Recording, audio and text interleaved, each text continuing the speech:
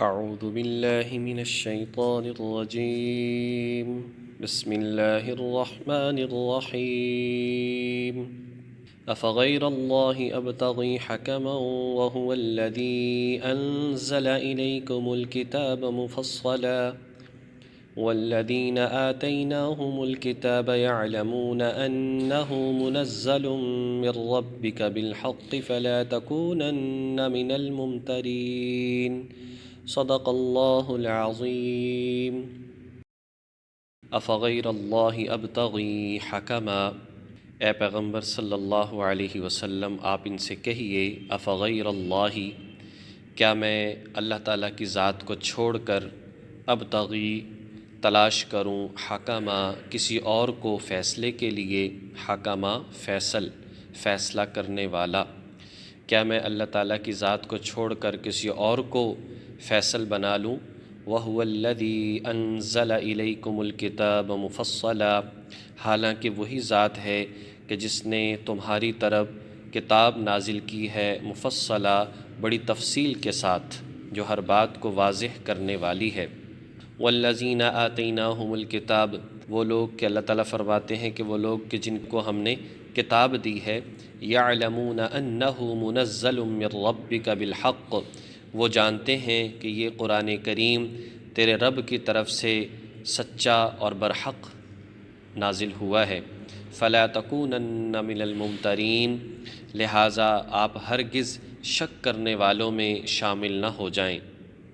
اس آیت کریمہ میں اللہ تبارک و تعالیٰ نے جو کفار تھے، مشرکین تھے، ان کے ایک سازش کو اور ہٹ دھرمی اور ضد کو بیان کیا ہے کہ جب انہوں نے دیکھا کہ نبی پاک صلی اللہ علیہ وسلم تو تبلیغ کرنے سے، پیغام کو پہنچانے سے، توحید کو بیان کرنے سے باز نہیں آ رہے، تو چونکہ وہاں پر تو قبائلی نظام تھا، تو سارے کے سارے قبیلوں کے سردار اکٹھے ہوئے اور حضور علیہ السلام کے پاس آئے اور آ کر کہنے لگے کہ دیکھو تم نے یہاں پر لوگوں میں اختلافات برپا کر دیے ہیں، بھائی کو بھائی کے مخالف کر دیا ہے، بھائی کو جو ہے دوسرے بھائی سے جدا کر دیا ہے، بیٹے کو باپ سے جدا کر دیا ہے، لہٰذا تم جو ہے کیوں اس نئی چیز کو پیدا کرنا چاہتے ہو اور کیوں نیا مذہب اور نیا دین پھیلانا چاہتے ہو؟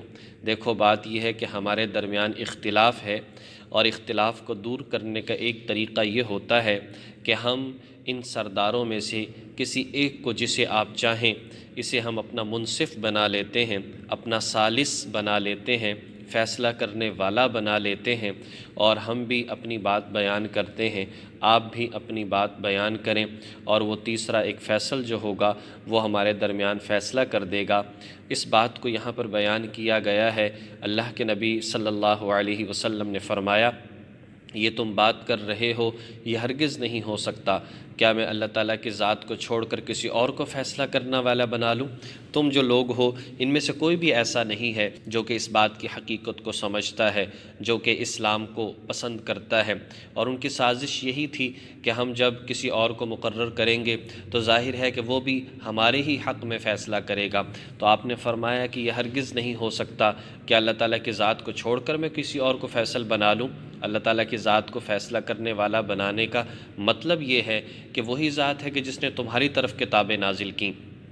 پہلے تورات آئی ہے جس کو یہودی پڑھتے ہیں، تمہارے پاس موجود ہے۔ انجیل آئی جس کو نصارہ پڑھتے ہیں، تمہارے پاس موجود ہے۔ کچھ نہ کچھ تعلیمات ان کی موجود ہیں، ان میں غور و فکر کرو، کیا میری نشانیاں اس میں موجود نہیں؟ کیا اللہ تبارک و تعالیٰ کی توحید کے بارے میں حضرت موسیٰ علیہ السلام اور حضرت عیسیٰ علیہ السلام نے بیان نہیں فرمایا؟ ان اپنی کتابوں کے اندر پڑھ کر دیکھ لو۔ اور پھر آگے ارشاد فرمایا کہ سبھی لوگ ایک جیسے نہیں ہیں، اپنے ہی درمیان منصف مزاج لوگ جو ہیں انہی سے پوچھ کر دیکھ لو۔ وہ لوگ آتیناہم الکتاب، جن کو اللہ پاک نے کتاب دی، اور وہ جانتے ہیں کہ انہ منزل من ربک بالحق، کہ جو اللہ تبارک و تعالیٰ نے اس کتاب میں نازل کیا ہے یہ برحق اور سچا ہے۔ لہٰذا اے مسلمانوں، اور دوسرے لوگوں سے بھی کہا جا رہا ہے کہ ہرگز تم لوگ شک کرنے والوں میں سے نہ ہو جاؤ۔ بات وہی ہے جو حضور علیہ الصلاۃ والسلام بیان کر رہے ہیں۔ اسی توحید کو حضرت آدم علیہ السلام نے بیان کیا، تمام انبیاء نے بیان کیا۔ تم بھی اس بات کو دیکھو کہ جن چیزوں کو اپنے ہی ہاتھوں سے بناتے ہو، جو بننے میں تمہاری محتاج ہیں، جو صفائی ستھرائی میں تمہاری محتاج ہیں، وہ کیسے تمہیں نفع اور نقصان سے بچا سکتی ہیں یا تمہیں نفع پہنچا سکتی ہیں؟ ایسا ہرگز نہیں ہو سکتا۔ لہٰذا تم ان باتوں کو سمجھو۔ اور آگے جو ہے یہ بات ارشاد فرمائی، وَتَمَّتْ كَلِمَةُ رَبِّكَ صِدْقًا وَعَدْلًا، اور تمہارے رب کا کلام سچائی اور انصاف میں بالکل کامل اور مکمل ہے۔ وَتَمَّت، اور مکمل ہے تیرے رب کا کلام سچائی کے اعتبار سے بھی اور انصاف کے اعتبار سے بھی، یہ کسی پر کوئی ظلم کرنے والا نہیں ہے، اور اسی طریقے سے کسی کی خوشامد کرنے والا بھی نہیں ہے۔ حق بات ہے جو اللہ تبارک و تعالی بیان کرنے والے ہیں۔ لا مبدل لکلماتی، ان باتوں کو کوئی بدلنے والا نہیں ہے۔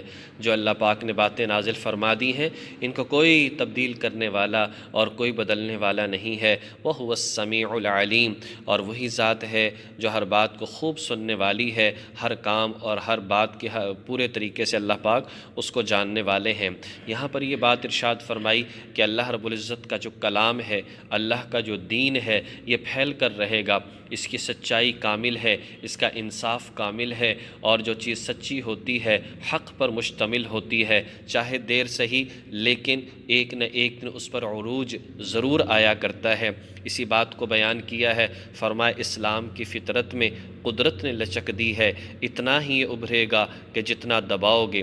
اسلام تو ابھرنے کے لیے آیا ہے، وَلَوْ كَرِهَ الْمُشْرِكُونَ، چاہے اس کو کافر پسند نہ کریں، چاہے اس کو مشرکین پسند نہ کریں، اسلام تو پھیلنے کے لیے آیا ہے۔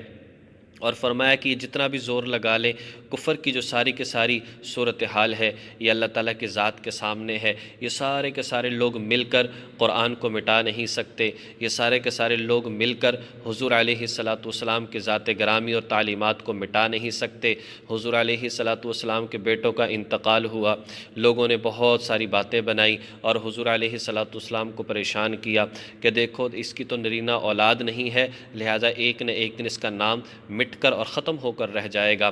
لیکن اللہ تبارک و تعالی نے واضح کر دیا کہ حضور علیہ الصلاۃ والسلام کے روحانی اولاد، شاگرد اور صحابہ اتنے ہوں گے کہ ساری دنیا اور کونے کونے میں حضور علیہ الصلاۃ والسلام کے نام لیوا ہوں گے۔ لہٰذا جب حضرت عیسیٰ علیہ السلام تشریف لائیں گے، اور وہ وقت تو وہ ہوگا کہ پورے روئے زمین پر کوئی ایک بھی کفر اور کافر کا جو ہے نام و نشان بھی نہیں ہوگا، اللہ تبارک و تعالیٰ کی ذات کا منکر کوئی نہیں ہوگا، ساری روئے زمین جو ہے وہ اسلام سے بھری پڑی ہوگی، اور اسلام بھی وہ والا جو حضور علیہ الصلاۃ والسلام لے کر آئے، جو قرآن، حدیث، صحابہ کی مبارک زندگی میں ہے۔ لہٰذا آج کفر کی بھرپور طاقت ہے اسلام کو مٹا دیا جائے، لیکن الحمدللہ یہ جتنی سازشیں ہوتی ہیں اتنا ہی اسلام پھیلتا چلا جاتا ہے، چاہے جو کچھ بھی ہوتا رہے، لیکن اگر ہر سال اس چیز کو دیکھا جائے تو مسلمان ان کی تعداد بڑھتی چلی جا رہی ہے۔ مسلمانوں کی تعداد کبھی ایسا نہیں ہے کہ رک گئی ہو کہ مسلمانوں کی تعداد بڑھ نہیں رہی، بلکہ پھیلتی چلی جا رہی ہے، اور قرب قیامت تو سب سے زیادہ مسلمان ہوں گے۔ نور خدا ہے کفر کی حرکت پہ خندہ زن، نور خدا ہے کفر کی حرکت پہ خندہ زن، پھونکوں سے یہ چراغ بجھایا نہ جائے گا۔ یہ لوگ تو سارے کے سارے عارضی ہیں، اسلام کو کیسے جو ہے وہ ہیج کیا جا سکتا ہے، اور کیسے اسلام کو نیچا دکھایا جا سکتا ہے؟ یہ تو بلند ہونے کے لیے آیا ہے، یہ تو ابھرنے کے لیے آیا ہے۔ اللہ جل شانہ ہمیں جو ہے اس اسلام کو پھیلانے میں، اس کو عمل کرنے میں، دوسروں تک پہنچانے میں اللہ ہمارا استعمال کر لے، یہ ہماری خوش قسمتی ہے، ورنہ اسلام تو پھیل کر رہے گا۔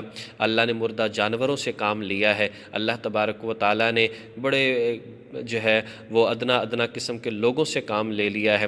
اللہ تعالیٰ چاہے جس سے مرضی اپنے دین کا کام لے لے، اس کے اندر ہمارا کچھ لگ جانا حقیقت میں ہماری کامیابی ہے۔